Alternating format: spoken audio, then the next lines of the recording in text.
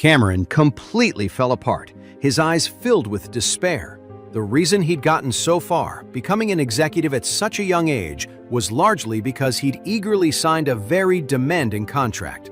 To tighten its control over employees, Apex Group had created an ironclad management contract. Signing it could lead to a quick promotion, but it also meant being completely tied to the company. For example, after Cameron signed the agreement, he was fast-tracked. But in return, he had to be completely dedicated and loyal. If he slacked off or showed any dissent, Apex Group could hit him with a massive lawsuit. Many people were too afraid of the responsibility to sign such a contract. But back when Cameron had just graduated, he was so eager to climb the ladder that he just closed his eyes and signed it. He never expected it to backfire so badly. Cameron knelt on the floor, his whole body trembling on the verge of collapse.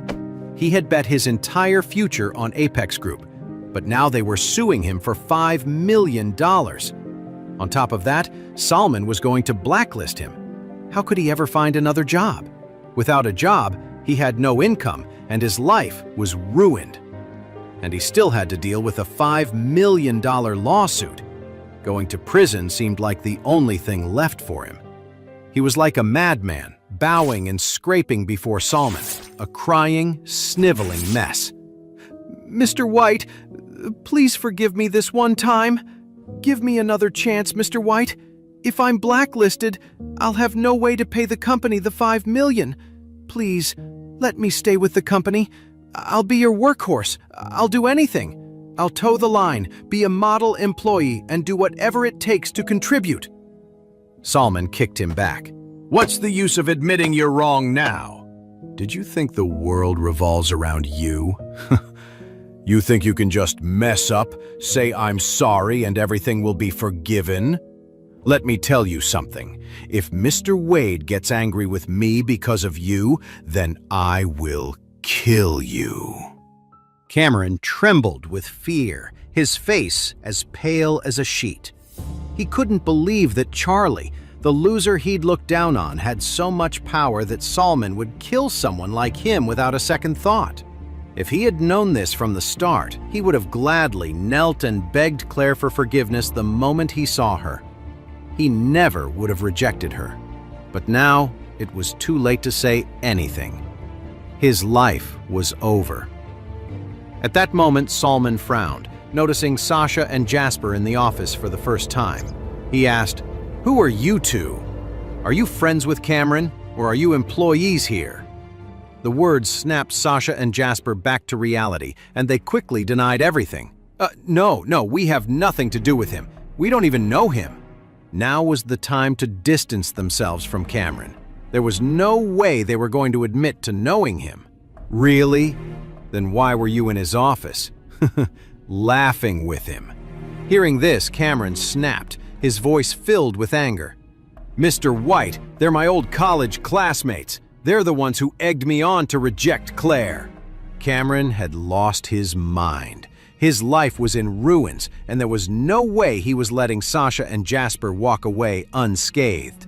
Salman said coldly, "So the dogs are turning on each other. Blacklist these two as well." When Jasper heard this, he flew into a rage, turning on Cameron.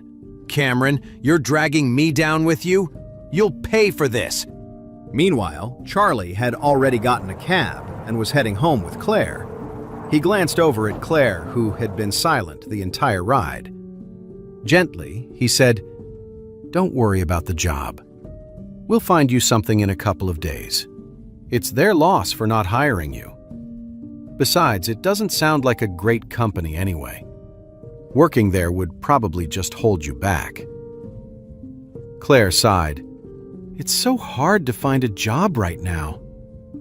I guess I just have to keep looking and hope for the best." Charlie asked her, "Have you thought about trying the M. Grand Group?" Claire shook her head. "I could never get into the M. Grand Group. They have really strict hiring processes and standards. It'd be embarrassing to have to start at the very bottom." Charlie sighed. "Honey, honestly, I think you should start your own business." "Start my own business?" Claire asked, surprised. How would I even do that? Charlie said, "You've been in this industry for years. You've built up a lot of contacts. Doris from the M. Grand Group seems to really like you, and Salman is counting on me to help him with his energy alignment. He could help too." Claire laughed. "You need at least $2 or $3 million in capital just to start a company, not to mention all the follow-up investments. Where would we get that kind of money?" Charlie said, "I can help you figure out the funding. I know a few people." He smiled. "If you're serious about this, the startup capital won't be an issue." Claire looked up at him. "Charlie, I know you have connections like Mr. White. I'm sure borrowing the money isn't the problem. But honestly, that's a lot of pressure. I'd rather start smaller. Maybe I could open my own personal studio and just do freelance design work for the big construction companies." Charlie replied instantly, "Whatever you decide, I'll support you completely." Claire nodded gratefully. "I want to start with the studio and make it a success. The Wilson family thinks I can't survive without the Wilson Company. I'll show them they're wrong." Charlie thought for a moment, then nodded and smiled. "I support you, but if you run into any trouble, you have to tell me, and we'll figure it out together. Worst case, I'll come work for you. Your husband doesn't have many skills, but I can carry your bags and be your driver." "Okay." Claire nodded, looking touched. The decision was a huge risk. If she didn't find a job, the family's main source of income would be gone, and opening a design studio required money to rent an office, buy equipment, and everything else. It was a big investment. On top of that, the Wilson Company had connections with all the major group companies in Oris Hill City. They would definitely try to sabotage her behind the scenes. But Charlie didn't even hesitate. He supported her completely. Claire was incredibly moved. As she was wrestling with all these complicated feelings, she heard Charlie's voice again. "Honey, just go for it. If it doesn't work out, I'll find a job to support us." At that moment, Claire held her breath. A lump formed in her throat, and her eyes started to burn. After hitting so many dead ends and feeling so lost, she never expected that her husband, the one she'd always thought was useless, would be the one to believe in her and have her back. Charlie's suggestion to start her own business kept Claire up all night. The next morning, she still looked exhausted. After waking up, Claire hurried to get ready. Charlie asked with concern, "Honey, why are you up so early? You should have slept in." Claire said, "I have to go to the future company and I can't be late." Charlie asked, "Future company? Another interview?" "No." Claire shook her head and hesitated for a moment. "I'm going to try and land some projects." "Okay," Charlie said with a smile. "If you start a construction company, I'll come work for you." "You can't just start a construction company that easily. You need funding and connections, and I have neither." Claire explained, "I'm going to start with a studio. I'll get an office and do freelance design work for other construction companies. Once I've built up some contacts and saved some money, then I'll register a proper company." Charlie smiled. "Money and connections aren't a problem. If you really want to start a company, I'll set one up for you." "No."